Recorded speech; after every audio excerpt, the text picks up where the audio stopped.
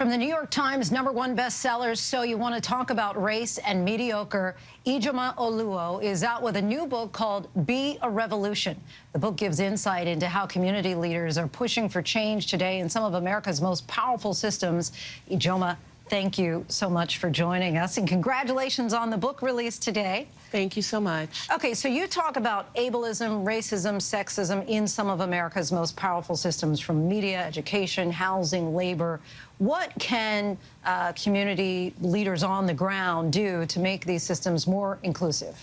You know, I think it's really important to recognize that work is being done in systems and outside of systems to help mitigate harm being done. So we need people, of course, to be saying this needs to change. There is harm here, and we need to recognize our personal power beyond just voting, you know, where we have a voice, where we have power, but also support those who are trying to bridge a lot of gaps and trying to find new ways of meeting needs for our most marginalized communities. And so you went to communities across the country, talked to more than 30 of these community leaders. Did you feel by the end of this book more optimistic?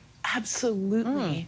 It was such an important reminder that our survival for many of us in marginalized groups has depended upon this loving community care that people have been providing for multiple generations. And that work is still continuing, even if it's not making headlines. And we can always join that work or support that work. And for many of us, especially when we're looking at these news headlines, it feels like we're becoming a more divided, that we're becoming a rich get richer, poor get poorer. What did give you hope?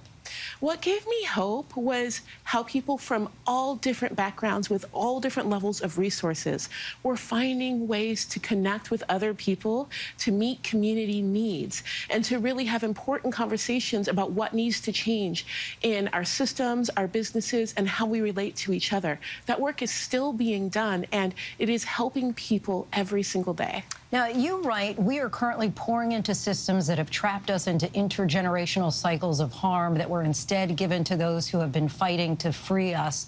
Explain what you mean by that. What I mean is it's really important to recognize that a lot of the groups and organizations and efforts that make headlines are often not really resourcing our most needed communities. They're not really providing help on the ground. And those who are doing that important work are often doing so very under-resourced, and they're doing so without much help or attention. And we can actually take resources, pour into that, and make a lot more change than we're making right now. What inspired you to write this book?